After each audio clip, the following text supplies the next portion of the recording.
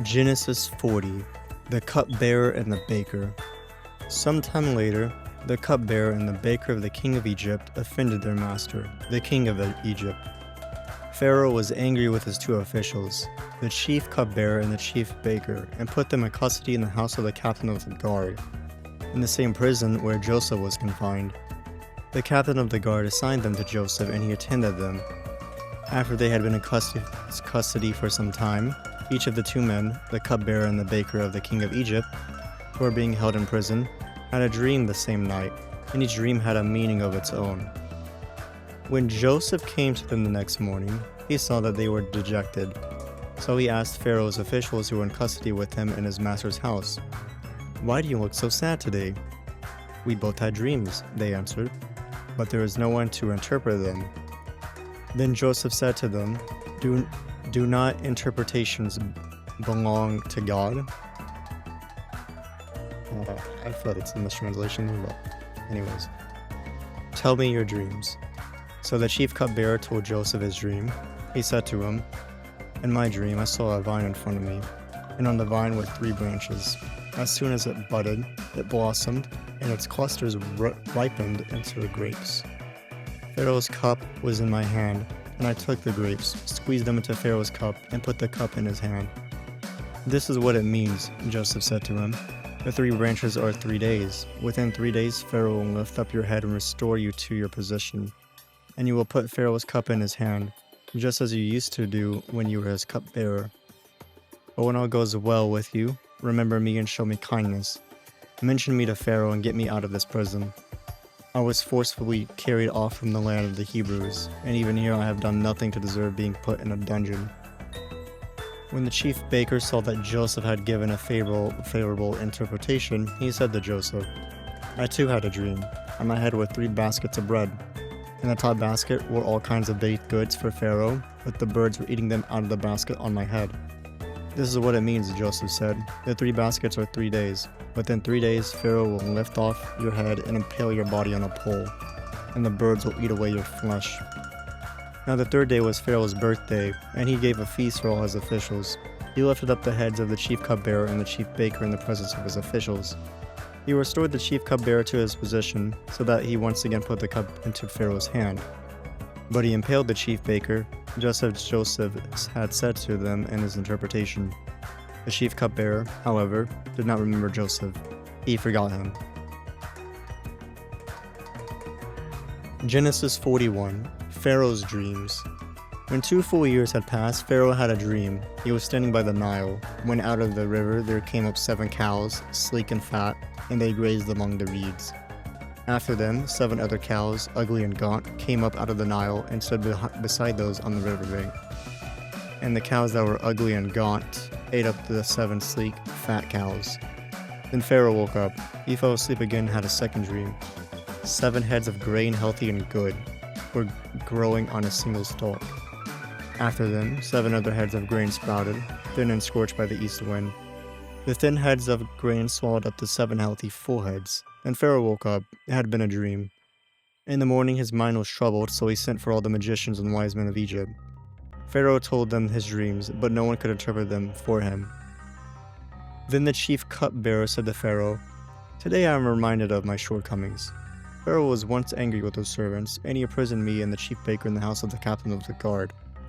Each of us had a dream the same night, and each dream had a meaning of its own. Now a young Hebrew was there with us, a servant of the captain of the guard. We told him our dreams, and he interpreted them for us, giving each man the interpretation of his dream. And things turned out exactly as he interpreted them to us. I was restored to my position, and the other man was impaled."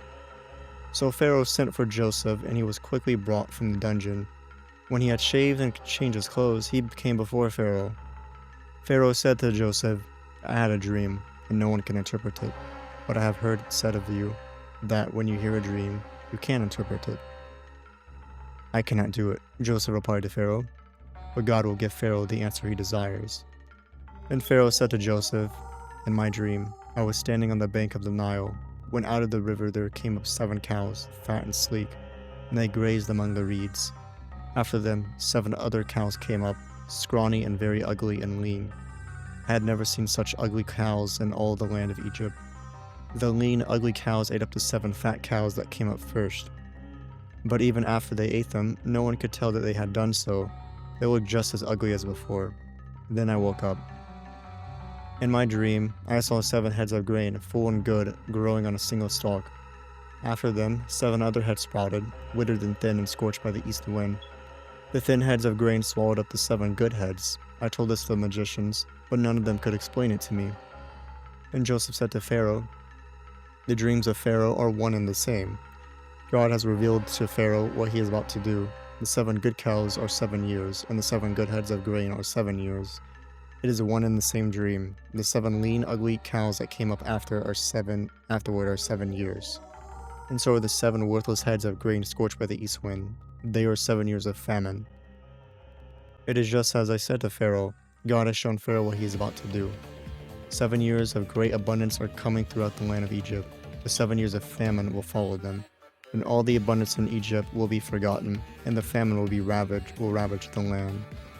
The abundance in the land will not be remembered, because the famine that follows it will be so severe. The reason the dream was given to Pharaoh in 2 forms is that the matter has been firmly decided by God, and God will do it soon. And now let Pharaoh look for a discerning and wise man and put him in charge of the land of Egypt. Let Pharaoh appoint commissioners over the land to take 1/5 of the harvest of Egypt during the 7 years of abundance. They shall collect all the food of these good years that are coming and store up the grain under the authority of Pharaoh, to be kept in the city for foods. This food should be held and reserved for the country, to be used during the 7 years of famine that will come upon Egypt, so that the country may not be ruined by the famine." The plan seemed good to Pharaoh and to all his officials, so Pharaoh asked them, "Can we find anyone like this man, one in whom is the Spirit of God?" And Pharaoh said to Joseph, "Since God has made all this known to you, there is no one so discerning and wise as you. You shall be in charge of my palace, and all my people are to submit to your orders. Only with respect to the throne will I be greater than you." Joseph in charge of Egypt. So Pharaoh said to Joseph, "I hereby put you in charge of the whole land of Egypt." Then Pharaoh took his signet ring from his finger and put it on Joseph's finger. He dressed him in robes of the fine linen and put a gold chain around his neck. He had him ride in a chariot as his second in command, and people shouted before him, "Make way!" Thus he put him in charge of the whole land of Egypt. Then Pharaoh said to Joseph, "I am Pharaoh, but without your word no one will lift hand or foot in all Egypt." Pharaoh gave Joseph the name Zaphanath-Paneah, and gave him Asenath, daughter of Potiphera, priest of On, to be his wife, and Joseph went throughout the land of Egypt. Joseph was 30 years old when he entered the service of Pharaoh, king of Egypt, and Joseph went out from Pharaoh's presence and traveled throughout Egypt. During the 7 years of abundance, the land produced plentifully. Joseph collected all the food produced in those 7 years of abundance in Egypt and stored it in the cities. In each city he put the food grown in the fields surrounding it. Joseph stored up huge quantities of grain, like the sand of the sea. It was so much that he stopped keeping records because it was beyond measure. Before the years of famine came, 2 sons were born to Joseph by Asenath, daughter of Potiphera, priest of On. Joseph named his firstborn Manasseh,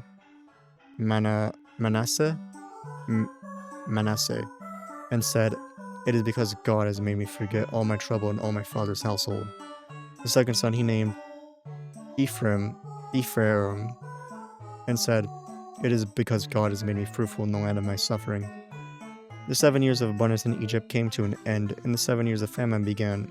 Joseph had said, "There was famine in all the other lands, but in the whole land of Egypt there was food." When all Egypt began to feel the famine, the people cried to Pharaoh for food, and Pharaoh told all the Egyptians, "Go to Joseph and do what he tells you." When the famine had spread over the whole country, Joseph opened all the storehouses and sold grain to the Egyptians, for the famine was severe throughout Egypt, and all the world came to Egypt to buy grain from Joseph because the famine was severe everywhere. Joseph's brother goes to Egypt. Genesis 42. When Jacob learned that there was grain in Egypt, he said to his sons, "Why do you just keep looking at each other?" He continued, "I have heard that there was grain in Egypt. Go down there and buy some for us, so that we may live and not die." Then 10 of Joseph's brothers went down to buy grain from Egypt. But Jacob did not send Benjamin, Joseph's brother, with the others, because he was afraid that harm might come to him. So Israel's sons were among those who went to buy grain, for there was famine in the land of Canaan also. Now Joseph was the governor of the land, the person who sold grain to all its people. So when Joseph's brothers arrived, they bowed down to him with their faces to the ground. As soon as Joseph saw his brothers, he recognized them, but he pretended to be a stranger and spoke harshly to them. "Where do you come from?" he asked. "From the land of Canaan," they replied, "to buy food." Although Joseph recognized his brothers, they did not recognize him. Then he remembered his dreams about them and said to them, "You are spies. You have come to see where our land is unprotected." "No, my lord," they answered. "Your servants have come to buy food. We are all the sons of one man. Your servants are honest men, not spies." "No," he said to them. "You have come to see where our land is unprotected." But they replied, "Your servants were 12 brothers, the sons of one man, who lives in the land of Canaan. The youngest is now with our father, and one is no more." Joseph said to them, "It is just as I told you. You are spies. This is how you will be tested. As surely as Pharaoh lives, you will not leave this place unless your youngest brother comes here. Send one of your number to get your brother. The rest of you will be kept in prison, so that your words may be tested to see if you are telling the truth. If you are not, then as surely as Pharaoh lives, you are spies." And he put them all in custody for 3 days. On the third day Joseph said to them, "Do this, and you will live, for I fear God. If you are honest men, let one of your brothers stay here in prison, while the rest of you go and take grain back for your starving households. But you must bring your youngest brother to me, so that your words may be verified and that you may not die." This they proceeded to do. They said to one another, "Surely you were being punished because of our brother. We saw how distressed he was when he pleaded with us for his life. But we would not listen. That's why this distress has come on us." Reuben replied, "Didn't I tell you not to sin against the boy? But you wouldn't listen. Now we must give an accounting for his blood." They did not realize that Joseph could understand them, since he was using an interpreter. He turned away from them and began to weep, but then came back and spoke to them again. He had Simeon taken from them and bound before their eyes. Joseph gave orders to fill their bags with grain, to put each man's silver back in his sack, and to give them provisions for their journey. After this was done for them, they loaded their grain on their donkeys and left. At the place where they stopped for the night, one of them opened his sack to get feed for his donkey. And he saw his silver in the mouth of his sack. "My silver has been returned," he said to his brothers. "Here it is in my sack." Their hearts sank, and they turned to each other in trembling and said, "What is this that God has done to us?" When they came to their father Jacob in the land of Canaan, they told him all that had happened to them. They said, "The man who is lord over the land spoke harshly to us and treated us as though we were spying on the land." But we said to him, "We are honest men. We are not spies. We were 12 brothers, sons of one father. One is no more, and the youngest is now with our father in Canaan." Then the man who is lord over the land said to us, "This is how I will know whether you are honest men. Leave one of your brothers here with me, and take food for your starving households and go. Or bring your youngest brother to me, so I know that you are not spies, but honest men. Then I will give your brother back to you, and you can trade in the land." As they were emptying their sacks, there, in each man's sack, was his pouch of silver.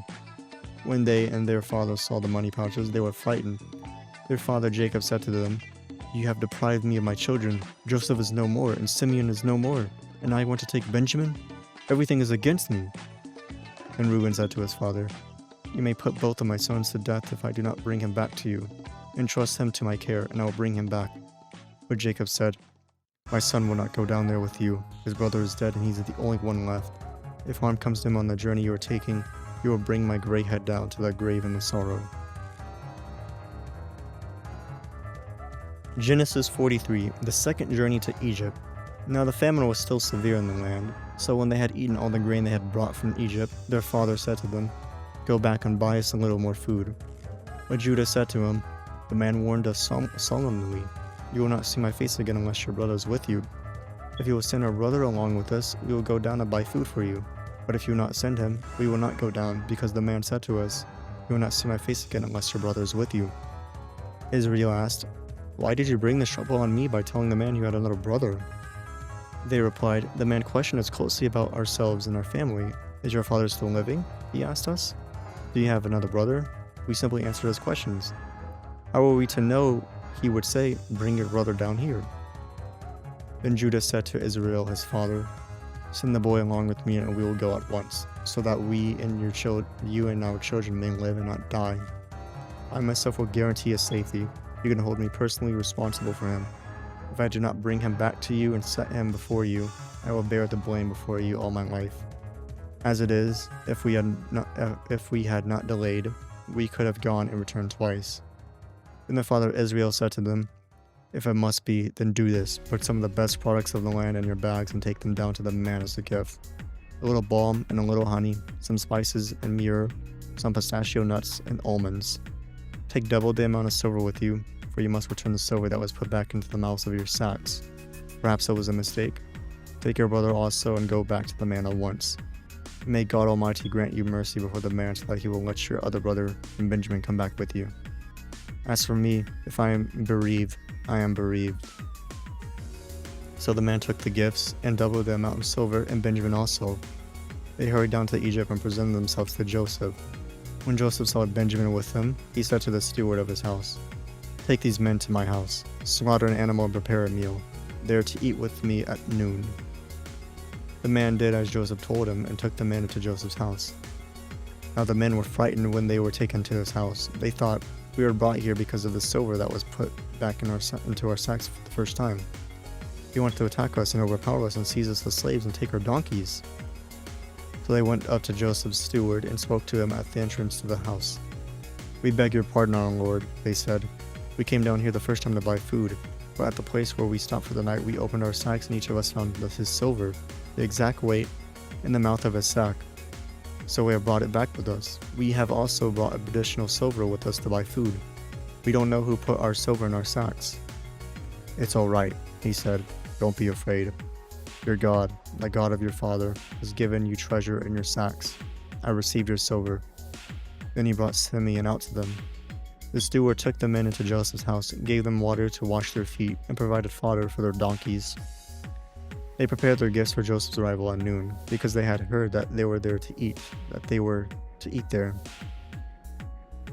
When Joseph came home, they presented to him the gifts they had brought into the house, and they bowed down before him to the ground. He asked them how they were, and then he said, how is your aged father you told me about? Is he still living? And they replied, your servant our father is still alive and well. And they bowed down, prostrating themselves before him. Prostrating. As he looked about and saw his brother Benjamin, his own mother's son, he asked, is this your youngest brother, the one you told me about? And he said, God, be gracious to you, my son. Deeply moved at the sight of his brother, Joseph hurried out and looked for a place to weep. He went into his private room and wept there. After he had washed his face, he came out and controlling himself, said, serve the food. They served him by himself, the brothers by themselves, and the Egyptians who ate with him by themselves, because the Egyptians could not eat with Hebrews, for that is detestable to Egyptians. The men had been seated before him in the order of their ages, from the firstborn to the youngest, and when they looked at each other in astonishment, when portions were served to them from Joseph's table, Benjamin's portion was 5 times as much as anyone else's, so they feasted and drank freely with him. And that is going to be it for today. Thank you for listening, and I will catch you guys all next time.